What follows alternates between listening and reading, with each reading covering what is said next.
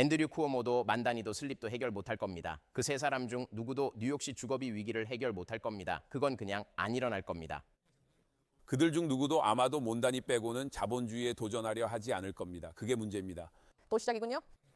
그게 바로 현실입니다. 그런데 저는 동정심 있는 자본주의자예요. 단순히 말하자면 양당 모두 자본주의에 진정으로 도전하고 싶어 하지 않아요. 자본주의에 도전한다고 해보세요. 이 나라에서는 변하는 게 없을 거예요. 솔직히 말해서 뉴욕의 문제는 자본주의가 충분하지 않다는 것입니다. 더 많은 주택을 원한다면, 더 많은 주택 건설을 시작하고 싶다면 말이죠. 자본주의를 진지하게 고민해보면 주택 건설을 더 원한다면 그에 대한 규제를 제거해야 합니다. 동의해요? 순수한 자본주의 해결책입니다. 하지만 이건 우파적인 것도 아닙니다. 네, 제 말은 이건 맞아요. 좌파 진영에서 에즈라 클라인과 풍요를 언급하는 것이 밈이 된 것을 이해합니다. 저도 동의해요. 에즈라는 이 점에서 맞아요. 에즈라는 이 부분에서 맞아요. 알겠어요. 왜냐하면 실제로 그렇지 않기 때문입니다. 보세요. 저는 보수적 해결책으로서 그 공을 인정해요. 가격을 낮추려면 공급을 늘려야 해요. 이건 기본적인 자본주의죠. 조람돈이가 마법 지팡이를 휘둘러 모든 임대료를 동결시키고 그것이 아무런 후속 영향을 미치지 않을 것이라는 생각은 잘못된 것입니다. 제 말은 그냥 궁금해서요. 뉴욕은 지난 10년 동안 빌 드 블라지오, 에릭 아담스, 그리고 아마도 조란 만다니에 의해 통치됐습니다. 해결책은 더 많은 정부와 사회주의입니다. 에릭 아담스를 매우 진보적인 분으로 여기시나요? 제 말은 그는 확실히 보수적이지 않아요. 그는 마이클 블룸버그보다 덜 보수적이지만 확실히 더 보수적입니다. 학교 경제학이나 비엔나 학파 경제학 중 에릭 아담스는 어디에 속할까요? 네, 규제가 너무 많거나 너무 적은 것이 중요한 것이 아니라 현명한 규제가 중요한 것 같습니다. 그래서 구체적인 예를 하나 드리겠습니다. LA에서는 실제로 많은 주택 건설이 있었지만 모두 고급 고층 건물들로 유닛의 가격이 최소 3천부터 시작하고 스튜디오가 아닌 정말 멋진 원룸을 원하면 최대 6천까지 올라갑니다. 많은 유닛이 비어 있습니다. 흥미로운 점은 개발자나 집주인들이 월세를 낮추지 않는다는 것입니다.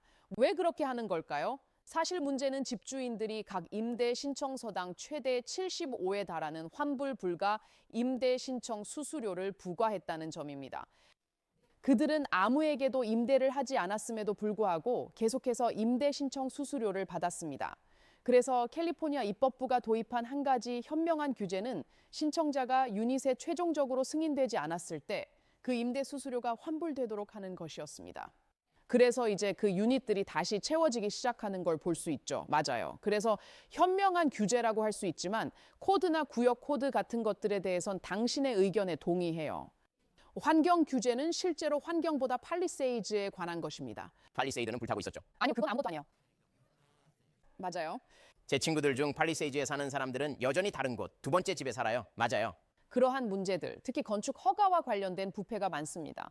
누가 자격을 얻고 누가 자격을 얻지 못하는지에 대해서요. 사람들에게 차고를 임대할 수 없게 해요. 맞아요. 이런 바보 같은 역사적 규제가 있어요. 여기서도 마찬가지예요.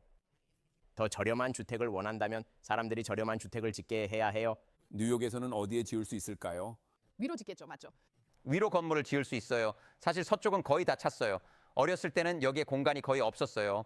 현재 우리가 있는 허드슨 야드는 기본적으로 지난 10년 동안 생겨난 것입니다. 하지만 이 대화를 조금 더 넓히고 싶습니다. 우리는 사회주의나 좌파주의에 대해 약간 애매하게 이야기하고 있는 것 같네요. 우리나라가 점점 더 사회주의적으로 변하고 있는 걸까요? 궁금한데 이것이 단순히 민주당의 현상일까요?